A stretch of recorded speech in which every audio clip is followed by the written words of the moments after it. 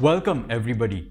I am Ruben, and you are listening to After the Master, a weekly podcast in which I talk to people primarily from the international student community who have recently earned a master's degree from globally leading programs and are now on the path to achieving their professional goals.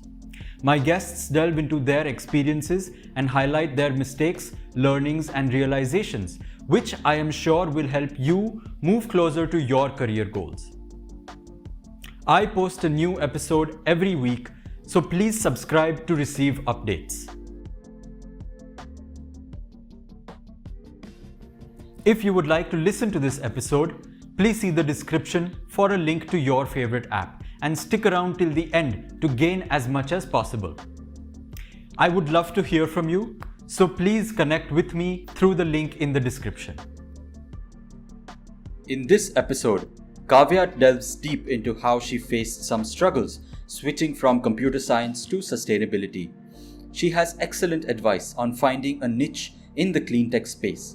She also discusses how varied experiences such as building a strong relationship with faculty and a startup project can lead to a great job. She holds a Master of Science in Sustainable Systems from the University of Michigan. Hi Kavya, how are you?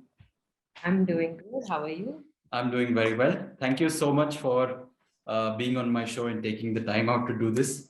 I think this will be pretty interesting. Yeah. Going through your career and background on LinkedIn, it was pretty interesting to me, and knowing that all of you, Bhuvan, Samita, Tara, all of you in the sustainable systems track, you all had the similar training, but you all kind of branched out into very unique careers, I would say. So Kavya, to begin with, can you briefly introduce yourself and talk about your background, and feel free to include or exclude whatever you feel. Okay. So I am Kavya. I studied in VIT. I'm Ruben's senior, and I had an undergraduate degree in computer science engineering. But when I was in my second year, I decided that I also wanted to do a minors in environmental engineering.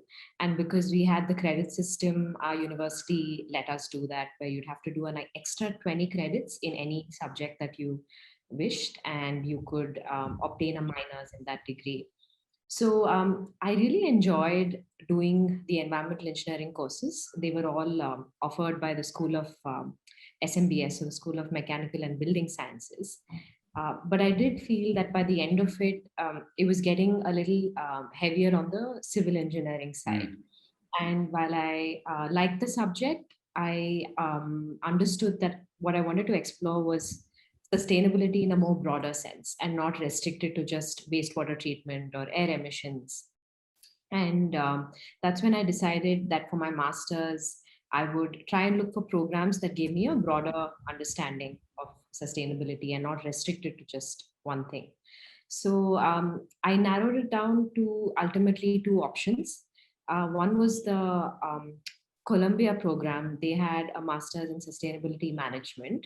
And that program really piqued my interest because I felt like a good mix of sustainability and management would give you a very interesting career, like for me, interesting. Um, and the other option was, of course, University of Michigan, where it was a master's in sustainable systems, but you got to choose what you wanted to specialize in within sustainable systems. So I decided not to go with the Columbia program. And this was because I felt uh, all the alums from that program were people who were very experienced in the sustainability industry. They were just looking for a quick career change or for a promotion within their existing career. So, a management and sustainability mixed curriculum made sense for them. So, right out of undergraduate degree, I worked only for a year in Cognizant, and it was a very tech heavy job. There was nothing related to computer science. So, I felt that program would not be apt for me. So I chose the Michigan program, where I knew there were people from diverse backgrounds coming in right after their undergraduate degree and coming and exploring their interests and then finding what they wanted to specialize in within sustainability. So I chose Michigan and finally came to do the program in 2015.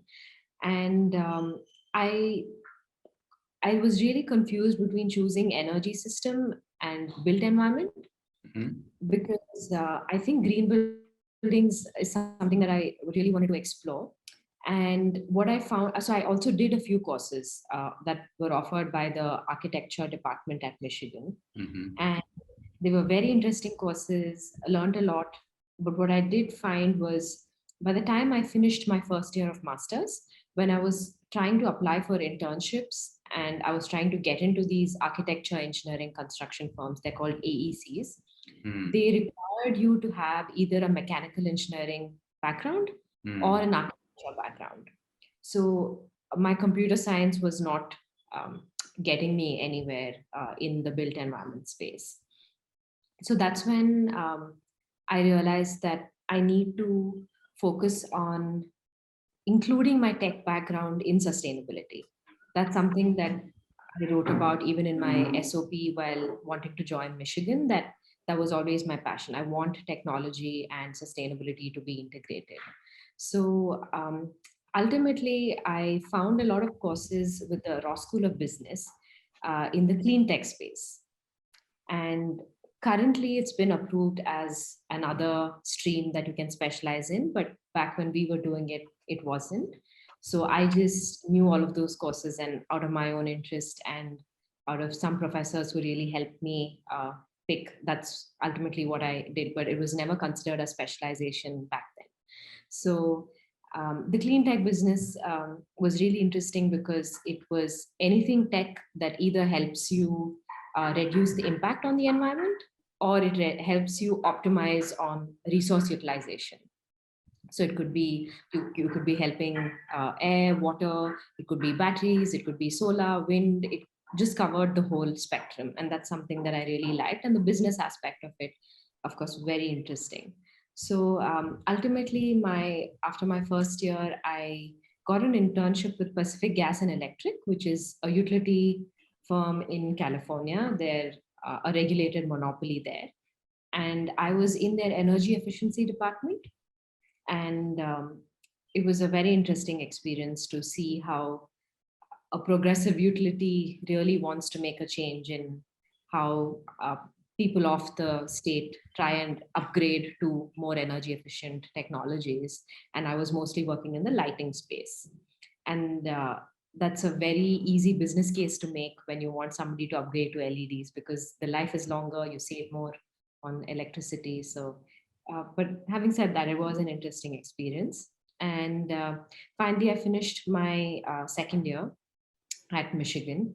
And I was also doing the research project with Samhita and a few others, where we were trying to help small farmers in India. So this was a grant that we had won by Dow.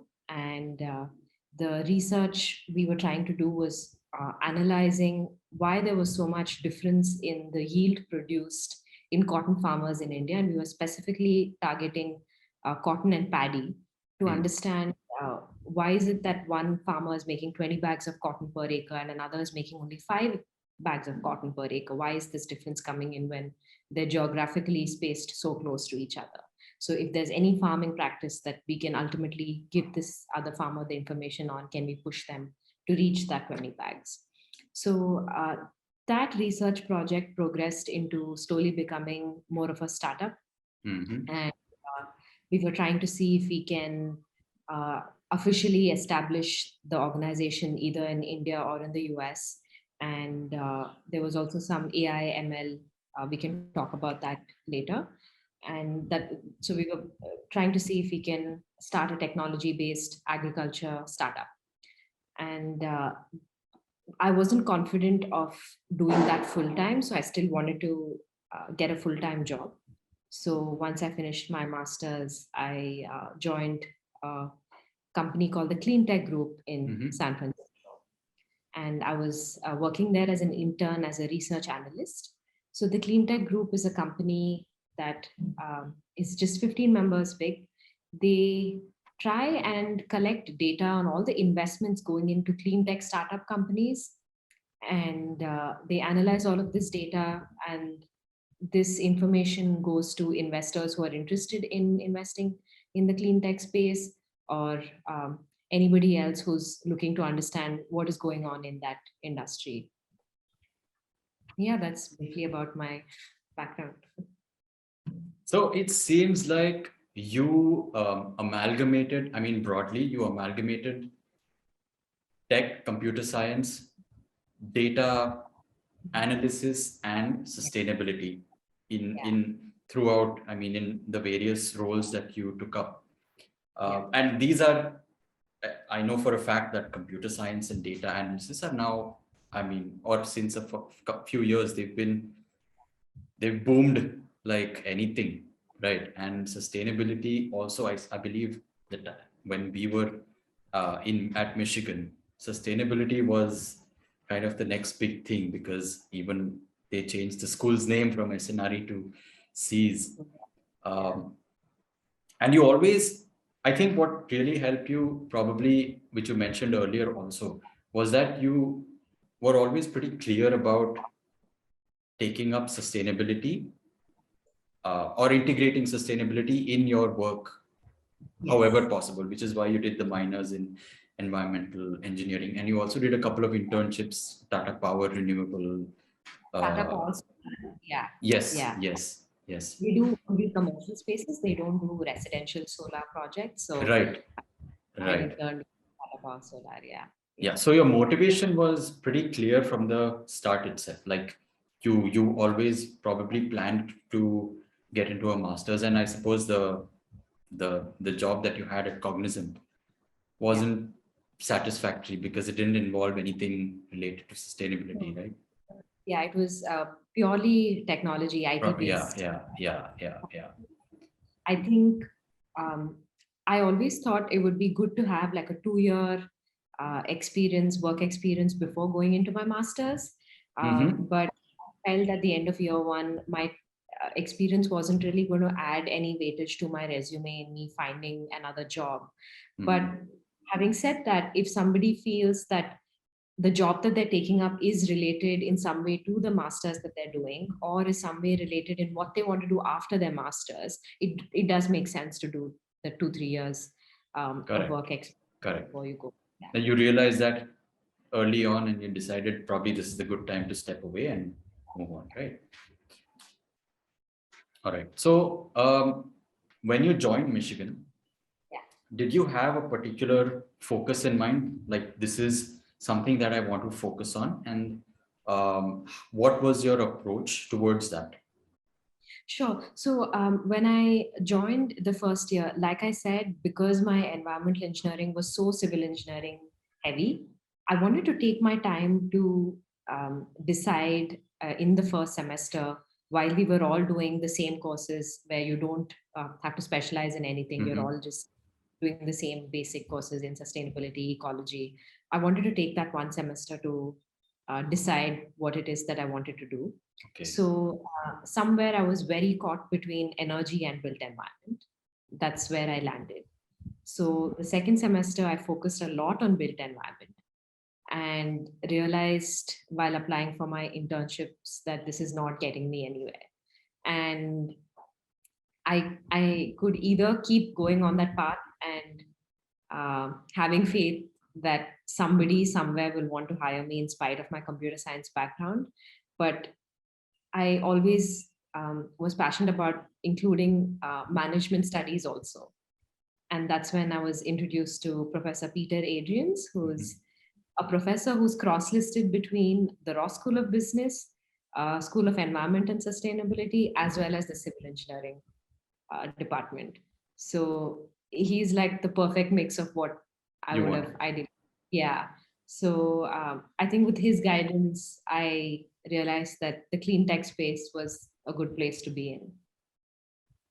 Okay. And so my second year, I decided to do mostly those courses. Yeah. All right. When you were looking for internships during the end of the first semester or beginning of the second semester, what did you have some sort of a strategy? I mean, at that time, I suppose you were kind of confused between built environment side and energy. Yeah. So, Yeah. was there any strategy that you had to help you secure some sort of a position, an internship, or uh, during the Yeah. summer, something of that sort? So I think it was a challenging process, Okay. and I I know I'm giving advice here, but I think it takes a lot of mental strength Mhm. to get through that process when you've switched your um, your major. So I was going from computer science to sustainability. Yes, Um, yes. and I'm the same thing with you, right? You had a mechanical engineering background, and suddenly you were in sustainability, and now you had to um, show that your resume um, could be, could potentially interest somebody and could still give you that opportunity for an internship. Correct. And I think why I'm talking about it takes a lot of mental strength is because I was seeing friends go through this process in a breeze because they were all computer science majors in undergrad and then computer science in their masters as well. So it's a much easier process for them than it is for us to get an internship. Mhm. So I think for me, this was advice that my brother gave me, where he said, do not let go of an opportunity to speak to anybody. So if Hmm. somebody is connecting with you on LinkedIn and you just ask them for a 15-minute chat, do it anyway, whether it lands you the internship or not, just do it, because you never know what that connection will lead you to. And you never know what that information will help you assess about yourself as well as about your strategy in finding that internship. So that's something that I kept my mind open to, where I said, I know that this person is saying that this role is no longer open, that they're not hiring, but if they're willing to talk to me, then I will take that 15 minutes Okay. and also prepare for that 15-minute conversation where I would take the first few minutes to understand their background, how they landed this job, and then ask a few interesting questions about their work. Mm-hmm. This was usually my format. Okay. And those conversations definitely helped me. And another strategy I followed was to, when I saw that there was an internship opening, Hmm. ensure that I'm editing my resume to exactly match that specific job rather than sending in uh, a This. template Yeah. resume that I have. Yeah. Because that person who's looking at your resume does not have the time to look at your background and say, oh, you've done this course, so of course you can satisfy this job responsibility. And this goes for even when you're applying for a regular job and not just an internship, right? So I think Yeah. that's something that I followed. And I had an Excel doc where I was keeping track of all of the jobs that I was interested in, the link to the LinkedIn job page, and Hmm. then where I was with that specific job, Okay. like where I was in that entire process within that specific company. And that's something that helped me as well to not lose track of where I was. Right. And Right. yeah, I think to just keep at it, to just keep applying, to keep getting those rejection emails and to still keep going. And I know what that's like. Yeah. Yeah. Apart from LinkedIn, were you taking advantage of, say, your classes or colleagues in the business school, Ross Business School, or at SNRE, or even taking the help of Professor Adrian to kind of find connections here and there? Or was it mostly just LinkedIn? So it was LinkedIn, but so Professor Peter Adrians was also running a company called Keystone Capital, which Okay. was in the realm of clean tech and fintech. Hmm. So uh, I definitely asked him for an internship opportunity, and I was also partially doing some work for him. So I did make use of that, Okay. but that wasn't like the full time internship that I did. But I did just help him partially on that. Like I just took it up like as a volunteer thing that I Okay. was. So I did take help of professor connections, and I also spoke to a few people at Ross, but nothing helpful for me on that side. Okay. I think my internship at Pacific Gas and Electric, it was ultimately LinkedIn that got Mhm. me that role, and the role was called. It was a product management intern for their energy efficiency technology. Mhm. So, given that I had computer science and that I was doing sustainability, it was almost like the perfect role, Correct. and that's why I just got that internship. But Okay. it was And did that internship or what during that internship, were you trying to or looking to convert that into a full-time opportunity later on after you graduate? yeah. So I think I would have liked to continue with PG&E Hmm. had I had the opportunity, but I knew going into the internship that Pacific Gas and Electric, as a company, they have a policy that they only offer you visa sponsorships Mhm. if you are in their IT department. Oh, And although I was doing product management for a tech platform, it was more heavily related on the energy efficiency side. So I was in the okay. energy efficiency department. I didn't Okay. qualify to be in the IT department. So Okay. they did not offer visa sponsorships. And back then, I did not want to close doors on. Um, so the F1 visa that we get allows you to work for 3 years because we did a STEM program. Yes. Because I had this opportunity, I didn't want to close doors and say, I'm absolutely okay taking up a job that I know I will have to end in 3 years and then move back to India. Hmm. So I didn't want to close my doors off back then. So it was a great opportunity. I did as much learning as I could, made as many connections as I could, but I knew I would have to find another place for a full time job. Right. Right. And during the second year, I know for a fact that all of you, I mean, you and Samita particularly, were pretty heavily involved with the startup, right? Cheruvu. I mean, you were attending the incubator sessions and all sorts of things that, startups essentially go through, and receiving support from the university is massive. So during that phase or during those couple of semesters, was there something that you gained that helped you later on when you were looking for jobs? Yeah, I think so. The incubator, for at least I can only speak to my experience. Mm-hmm. It offered our startup some sort of structure to learning and growing. Mm. It was not, we need to get the product in market as soon as Yes. possible. Let's do only things that can lead us to that, because that gives you such a narrow vision. But it just that structured learning process that definitely helped a lot. Okay. And it helps you learn not just the lingo, but also how to navigate that startup ecosystem, Okay. and what are investors really looking for, what do the customers really want, like how do you so especially Samantha and I, we were very heavily involved in pitching our startup idea to investors in all of these competitions. So how do you pique somebody's interest in 1 minute versus 2 minutes versus 3 minutes, Okay. and you have to have all of that almost by heart, like you need to know what you're talking about. Yes. Yes. Yes. So uh, I think that's a very good skill to develop. Okay. If you were to pitch yourself to a company who wants to hire you, it's Mm. almost the same sort of skill set that you need.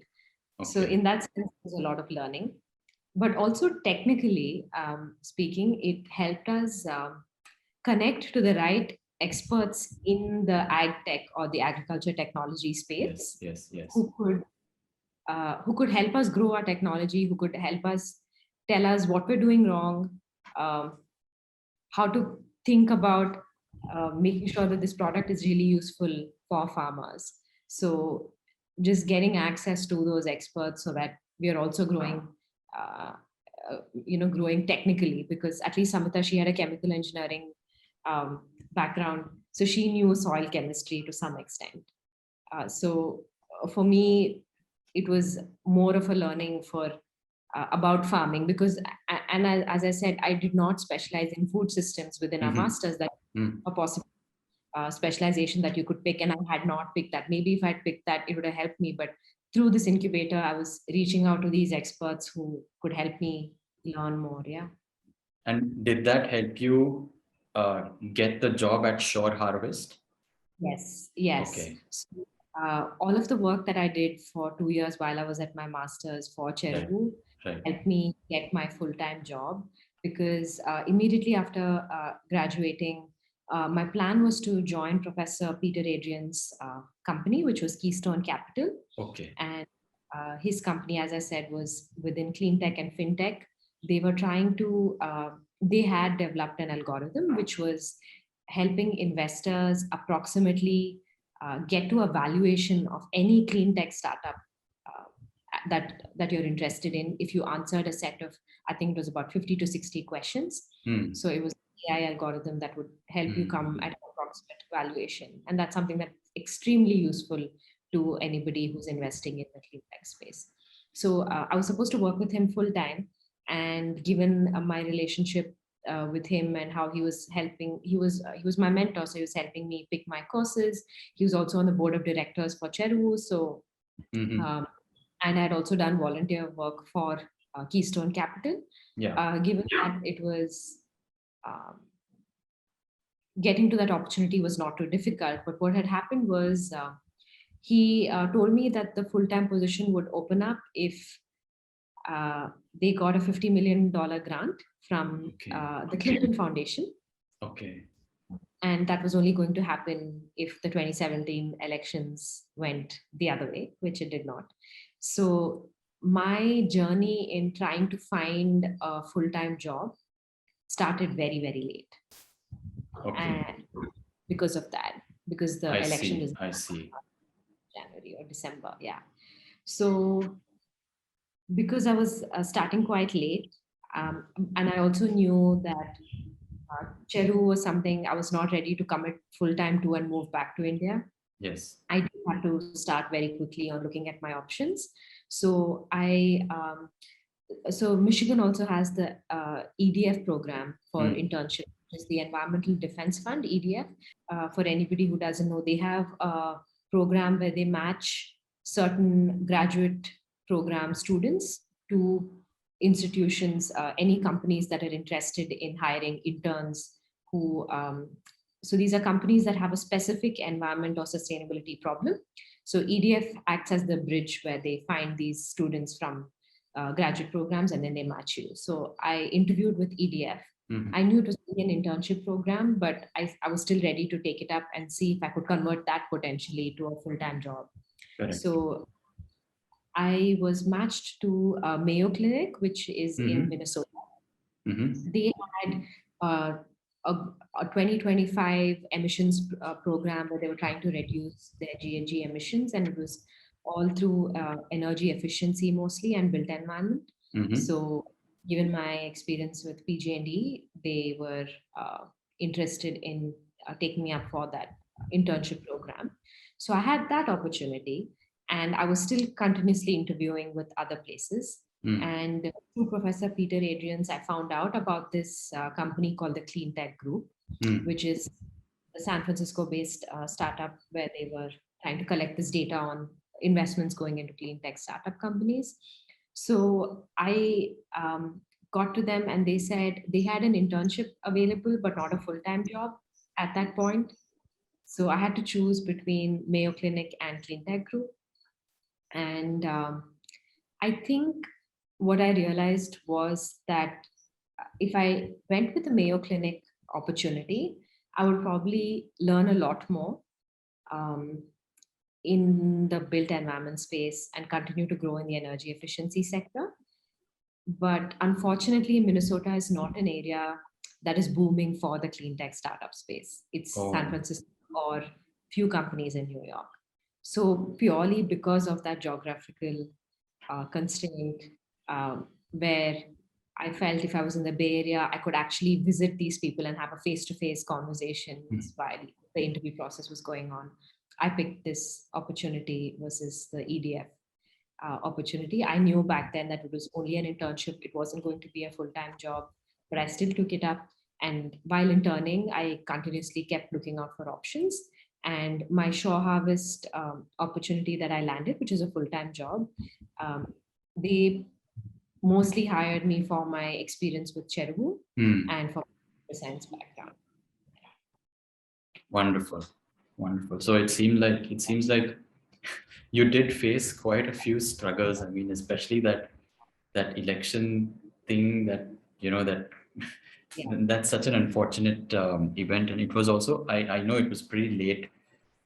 I did not know at that time that I would still uh, be able to work in the clean tech space. For Okay, me, I almost thought that if this opportunity with this professor doesn't work out, I'm not going to find anybody else who's willing to give me an opportunity to work in this industry. Yeah. right. All right. You earlier mentioned that your brother told you to try to talk to anybody and as much as possible on LinkedIn. Right. Yeah. So would you consider that to be one of the best pieces of advice that you received, or is there something else that you would consider, on the top of the advice list that you received from someone? I think that is the best piece of advice that I received. Okay. And I think to not have that thought in mind that this conversation will lead me to a job, and that's why I'm potentially having this, to not Hmm, have that, hmm, and to purely go in wanting to be interested in that other person's career, their hmm. growth, how they got Correct. there. It's a difficult thing to do when you're just so desperate to find a job, Yeah. but to not fall into that temptation and still have that conversation, I think that definitely helped me, and it takes you a long way. Yeah. Okay.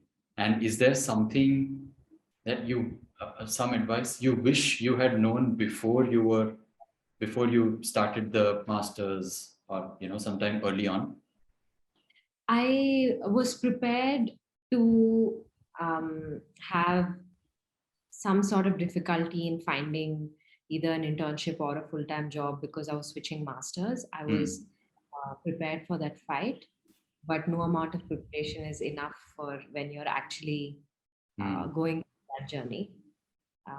My friends and family were definitely very supportive, Yeah. and uh, every single opportunity that you see, you have to go in thinking, I don't know which door will finally open up for me.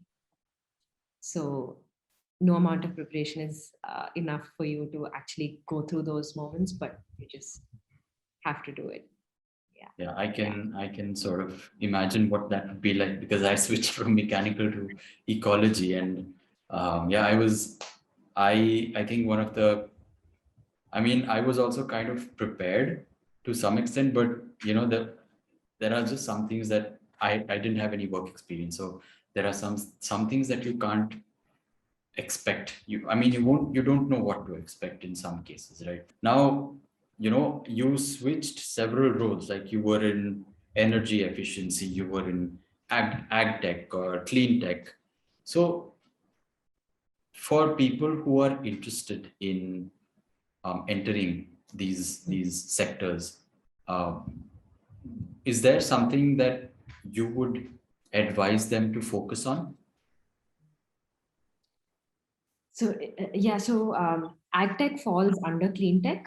So Okay, and so essentially, clean tech has about 7 or 8 primary sectors, and maybe okay, now multiple because of technology that's growing. So broadly, clean tech would have air. So any technology, as I said, that is either reducing emissions or is helping optimize your resources. So within air, it would be if you're reducing emissions, you're helping find something that uh, can perform better using lesser resources to reduce emissions. So there's air, there's water, there's solar, there's wind, there's energy storage, hmm. and then there's electric vehicles, there's agriculture technology, and then there's another sector which is just categorized as miscellaneous, something like 3D printing technology, because you are Okay, optimizing how much resources you're using. So clean tech is very, very broad. So had I chosen energy, that would still come under one sector within the clean tech space. Okay. There are these technology companies that help you save on how much electricity you're using, or simply give you data on how much electricity you're using. So if there's somebody who's interested in the clean tech space, I would definitely recommend um, reading and doing your research on, are you interested in the business aspect of it? Are you interested specifically in one sector where they're using AI ML algorithms to create the next big thing to, maybe there are even some companies that are just focused on how to clean solar panels, because that's such a huge problem in the solar industry, where because these panels are not being cleaned, they don't generate enough power. So manual cleaning does take up a lot of time, effort, and it's not as good. So there are some companies that just automate this process of cleaning panels. So is there something that niche that is interesting you? So before you say you're interested in the clean tech space, do your research, read up on what's going on in the industry. So that would be my advice. Figure out what can keep you going. And if there's something very, very niche that you're interested in within the clean tech group, it's always better to start early on to make those connections in that industry. You'll be surprised to find out how small that space is. You eventually will run into people. So make sure you network, and make sure you're connecting early on and asking to be connected to others. It's an okay thing to do. If they say no, it's okay. If they don't have the time, it's okay. But if somebody's willing to take that effort, just pick up the phone and have that conversation. So I think that would be my advice. If somebody is interested in this clean tech space, then do your research. Right. A lot of people want to get into startups. So was there any specific component of Cheruvu or that process that, stopped you from going all in? So I do want to be really honest about this question, and I do want to answer it. Okay. And I really hope that whoever's listening to this podcast gets this message. For me, Cheru was something that I really enjoyed doing. And this was 2015 to 2017. So at that point, there were very, very few startup players in India who were in the ad tech space, who were trying to break through in this space. And even the existing players were mostly trying to work with the farmers who had the money to pay for this technology. So we were trying to focus on big data for small farmers. So farmers who have 1 acre of land, 2 acres, 3 acres of land. These were the type of farmers that we wanted to really help. And today, if you look at how many startups there are and how much is going on, you will see that there's been tremendous growth. So at a personal level, I do regret that I did not take that leap of faith, and at the end of my master's, invest everything I had in taking the startup to where it could have potentially grown. Right. Of course, given how startup ecosystems work, it might have led to Cheru being nothing. But that learning would have given me the opportunity to be in the Indian ad tech ecosystem at a time and place when there were very, very few players, and that has its own advantage. So on a personal level, I do regret that I didn't take that leap of faith. And I'll also be honest about what was stopping me from doing that. One big factor was that we were 5 co-founders, 4 Indians and 1 American. And at 2017, when I was graduating, none of us were ready to completely move back to India. It would have required that effort and that commitment, because there's only so much your employees can do when you're virtually sitting in the US and trying to manage them in India. There's only so much you can do versus when you're actually in India trying to solve on the ground problems here. Correct. So nobody was willing to move back in 2017. And I did not feel confident to be the only person in India while all four of them were in the US. I would have um, liked that at least one other person come back with me. And another factor was that my family really wanted me to keep my options open about whether I wanted to be in the US for a few more years versus come back. But although in my heart, I think I always knew I would have liked to move back, and I did eventually move back. Yes. But at that point, I did want to keep my options open. So I really want people to understand that no matter what profession you are in or what masters you choose to do, um, your personal life in some way will affect the decisions you're making, and to be prepared for that, or to say I'm not willing to let my personal life affect this at all, and I'm just doing this because I truly believe in it. Correct. You know, might be a point where you have to have that strength to take that leap of faith as well. So to just be prepared for that, to be aware that that's also a possibility. Yeah. So you know, through the several positions that you held in internships and full-time positions, can you give a brief idea of what the pay could be like? And I know pay varies a lot by state, of course, but considering that you were mostly in California, can you kind of give a range or some sort of an idea? Sure.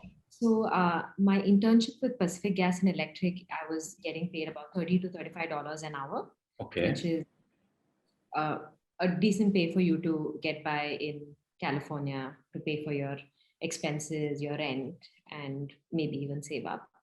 And then my first job, I was getting paid between $80 and $100,000. And my last job, I was getting paid between $120 to $130,000. Okay. But I will say that salaries in California are slightly higher. And I will say that um, if you're specializing in things that are not directly related to IT, the salaries might not be this much. Hmm. Because if you look at the average salary in the Michigan SNRE department, you will see that it's usually not this much. And this was only because I was in California, and in some way I was doing the computer science, IT, tech aspect of Correct. things. Yeah. All right. All right, Kavya. So final question, and this is kind of a an interesting question because of the responses I received. But what if do you have a definition of success? And if so, when would you consider yourself to be successful?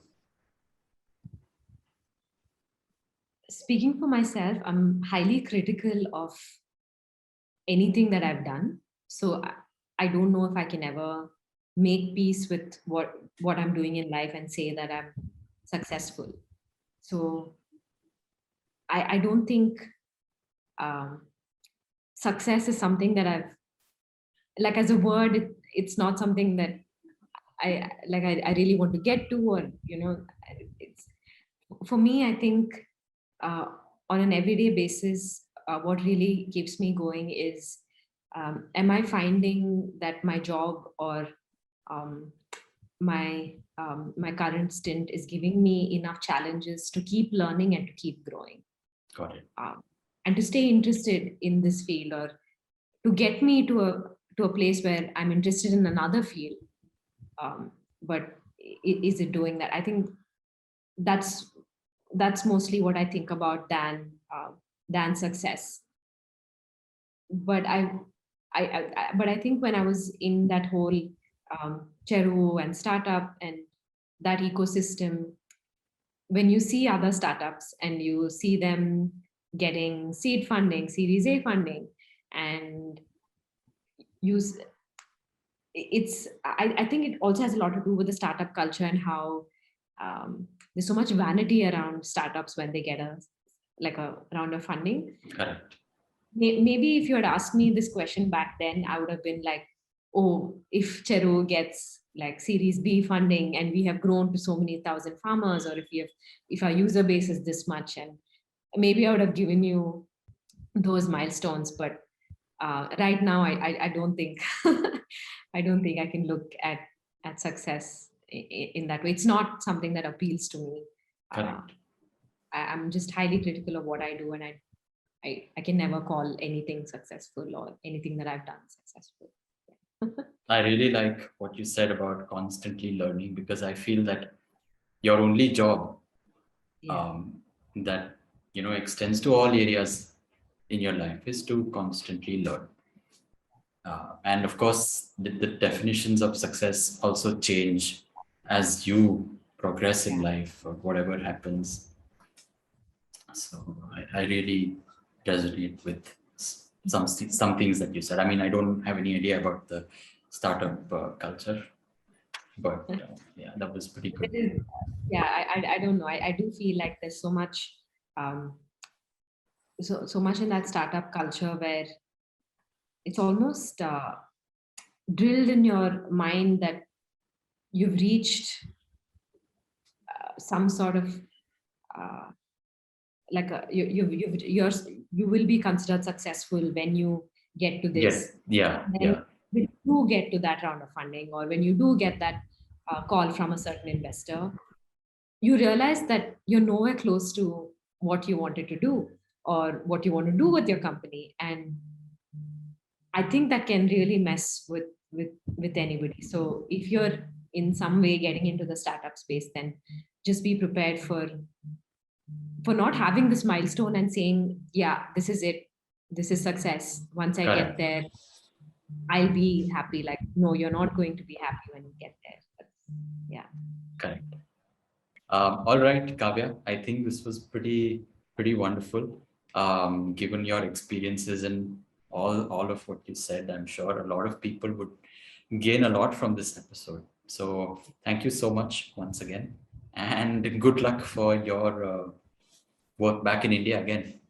Yeah, it's an exciting place to be. And I'm not in the ag tech space, I'm in the printing and packaging space. But I do want to make sure that um, I get to a place where I'm like, I know everything about sustainability and the printing and packaging industry, and I know what's going on. I'm not there, I'm not anywhere close, but Hopefully so. I hope you enjoyed this episode and found it helpful.